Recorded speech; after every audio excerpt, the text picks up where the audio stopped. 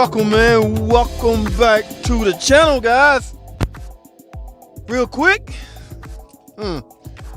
Real quick. What's going on, guys? I got this, what is this? Can y'all tell by the console? It's like a Dodge Charger, guys. It's in for some noises, some clattering noises. Now, I'm at Brother's Motor, so he didn't tell me if it was engine related. I'm almost scared to... Hold on, shut up. I'm almost scared to start it, guys. Be careful about starting cars that have engine noise. The only reason I say that is be careful because you really need to verify if the engine has oil in the crankcase. Okay, you could easily be responsible for locking up an engine. And as for now, ooh, I hear a little clattering noise, guys. So I need to heed by my own advice, but the shop right here. So let me hurry up and get in here.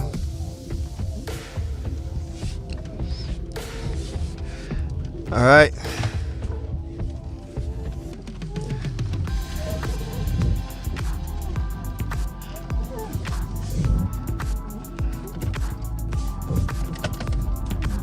All right, guys.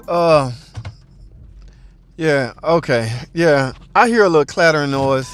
Now, the reason I didn't want to test drive this, guys, because you know, if your complaint says anything about noise, engine noise related, guys, first thing you want to do is check your oil level, okay? You do not want to be responsible for that engine locking up, all right? So, before you do it, before you crank the car, I'm in violation of my own suggestions right now. I did not pull the dipstick on this car and I hear clattering noise. So hypothetically, if this car has no engine oil in it, it could seize up at any minute. And guys, I don't want that to happen to me, so I rushed in the shop and turned the engine off. All right, so engine noise, clattering noise. So I guess we need to go out and verify, not so much verify the complaint, because you can technically hear the complaint. You can hear the clattering noise. Okay, you can hear the engine noise.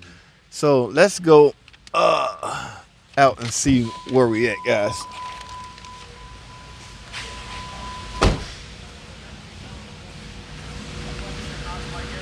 All right, ladies and gentlemen, this is, drum roll please.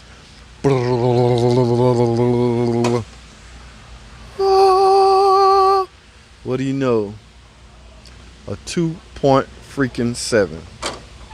Wow. All right. Now I'm gonna do quick bootleg ghetto oil level check right quick. That's merely taking a peek at it. I need both my hands and a rag to do it right, but there's oil in it. Okay, so I'm not seizing up. Shouldn't be a fear at this point. So now what I'm gonna do, guys? Let me start it back up. Look at this. Guys, that's why these was redesigned, okay? With this bleeder screw being on top of the actual bleeder housing, it takes away some of the strength that the bleeder housing could have, all right? So when Chrysler redesigned it, you're gonna get the tube also. And the tube will have a bleeder valve equipped on it. This is obviously aftermarket, all right? But that's probably has nothing to do with why it's ticking. So let's find out exactly what's going on with this tick. Let me start the car back up. Whoa, y'all hear that? Uh-oh. God, that sounds like valve train. Oh boy. 2.7 is not known for valve train ticking. Why is that fan on? Let me make sure this AC off. I don't want no type of extra noise going on.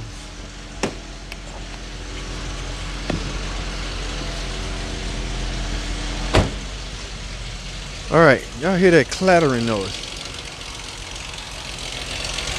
You know what's weird, guys? It sounds like it's coming from this side. All right, can't really, these valve covers have a baffle on them that will prevent you from seeing the full effect of the oil. I really want to see if this engine's sludge. Now y'all know my other option of just checking the engine and see if it's sludge. I told y'all this in a separate video right here, but we're gonna do it right quick. I'm gonna remove this cam sensor. If there's sludge on that cam sensor, ladies and gentlemen, that is your time to stop and bail and refuse to work on such an engine. Only because at that point, if you see sludge, you shouldn't want to take the risk of trying to make any repair, guys. Alright, so let me go grab a 13 millimeter and get this screw off so we can take a look at this cam sensor. Because other than that, I'm going to need teardown time to find out what's the noise. Alright guys, hold tight. I'm going to take a break. I'll be right back.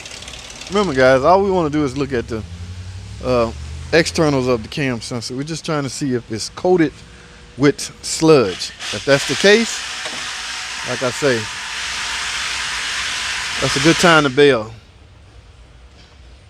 And I don't mean that in a sarcastic way. I mean, you shouldn't want to work on the car at that point because it will become risky, man. Let's get this cam sensor.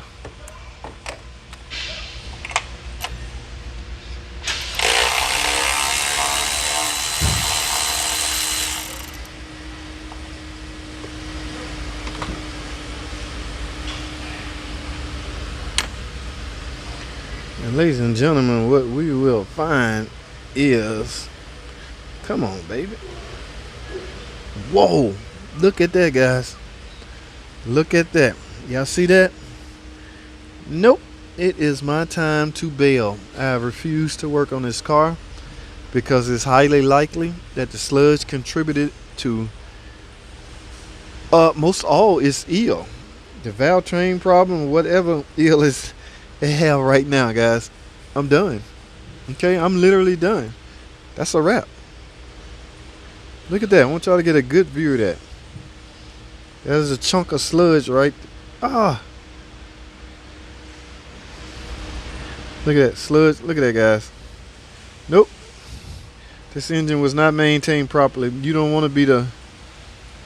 I don't have any gloves on. I apologize, but that's how you check a 2.7 Chrysler motor for sludge without removing the valve cover. Simply remove the cam sensor. Alright, so guys, I will let y'all know where we go from here. I'm gonna write up an engine. Stay tuned, guys. Better yet, I'm gonna end this video. So that's all I have, guys. Thanks for watching. Comment, subscribe. I'll see y'all on the next video.